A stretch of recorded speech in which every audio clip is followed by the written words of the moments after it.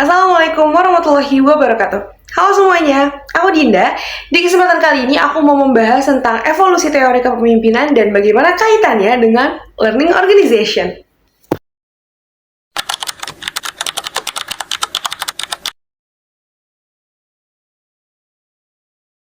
Perbedaan ini terletak pada adanya sifat bawaan seperti kepercayaan diri, kecerdasan, keberanian, dan kejujuran. Contoh tokoh yang mencerminkan trait teori ini adalah Alexander Agung, Julius Caesar, dan Napoleon Bonaparte. But the question is, apakah kepemimpinan hanya dimiliki oleh mereka yang berbeda?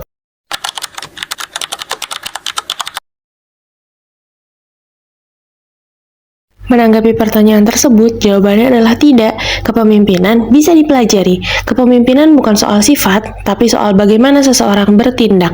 Penelitian dari Ohio State University membagi kepemimpinan menjadi dua dimensi utama, yakni orientasi pada tugas dan orientasi pada hubungan.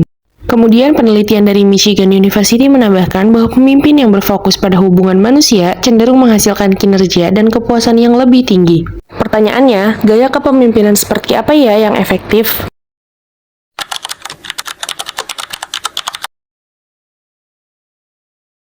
Menurut Fred Feitler, tidak ada gaya kepemimpinan yang paling efektif, karena efektivitas kepemimpinan bergantung pada situasi.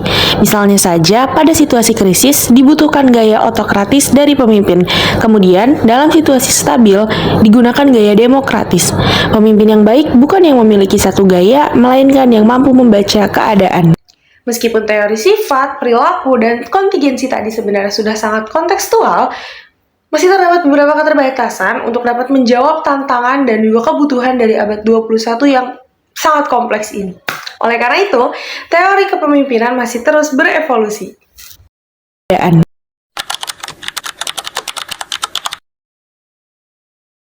Di akhir abad ke-20, perubahan menjadi tidak linear, sangat kompleks, cepat, dan penuh ketidakpastian.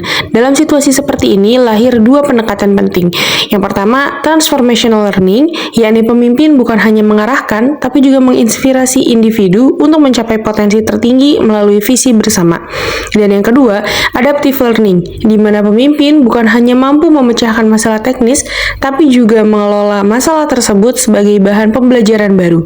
Keduanya menuntut satu hal, yakni pemimpin harus terus tumbuh dari bergerak bersama individu di bawahnya, dan tumbuh dari berbagai tantangan tidak pasti. Kalau kita lihat, perjalanan teori kepemimpinan dari trait teori, behavioral teori, kontingensi teori, transformational teori, dan juga adaptive teori, semuanya ini sudah bergerak menuju satu tujuan yang sama, yakni menggeser stigma pemimpin dari pusat kekuasaan menjadi pemimpin sebagai pusat pembelajaran. Setiap tahap dapat membuat pemimpin sadar bahwa perubahan itu nggak bisa dikendalikan, tapi ya harus dipelajarin. Jadi, evolusi kepemimpinan itu bukan sekedar teori, tapi sebuah perubahan kebutuhan dari organisasi yang hanya butuh arahan menjadi organisasi yang butuh belajar. Learning organization itu bukan sebuah organisasi yang sering melakukan pelatihan, tapi merupakan organisasi yang bisa menangkap pengalaman, memproses pengalaman, dan mengubahnya menjadi pengetahuan baru. Dan semua proses itu membutuhkan seorang pemimpin yang bisa memfasilitasi diskusi, refleksi, kolaborasi, dan juga manajemen pengetahuan. Jadi, evolusi kepemimpinan tadi membawa kita kepada satu titik penting bahwasannya organisasi nggak mungkin menjadi learning organization kalau nggak ada learning leader di dalamnya.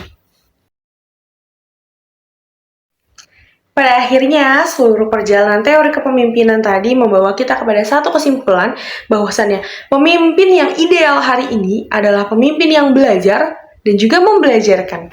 Michael Marquardt menyebutnya sebagai learning leadership atau pemimpin yang menghubungkan orang, pengetahuan, pengalaman, dan teknologi supaya organisasi dapat terus bertumbuh. Karena dunia ini berubah dengan cepat, maka organisasi juga harus belajar dengan cepat. Dan itu hanya mungkin terjadi apabila pemimpinnya dapat memimpin proses pembelajaran. Dan pemimpin yang belajar serta membelajarkan adalah bentuk kepemimpinan modern yang paling relevan. Oke, cukup sekian video aku pada kesempatan kali ini. Terima kasih yang sudah menonton. See you next time. Assalamualaikum warahmatullahi wabarakatuh.